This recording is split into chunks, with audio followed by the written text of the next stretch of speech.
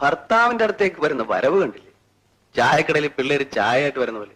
ഒരു മയമൊക്കെ വേണ്ടേ? ഒന്ന് നോക്കി, ഒന്ന് നാണിച്ച്, ചിരിച്ച്, ആ നടത്തത്തിൽ വരെ ഒരു മറ്റവനുണ്ടെങ്കിലേ ഞങ്ങൾ ആണുങ്ങൾക്ക് എന്തെങ്കിലുമൊക്കെ തോന്നും.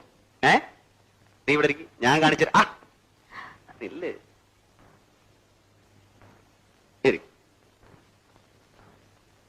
ഭർത്താവ് ഭാര്യ, ഭർത്താവ് ഭാര്യ.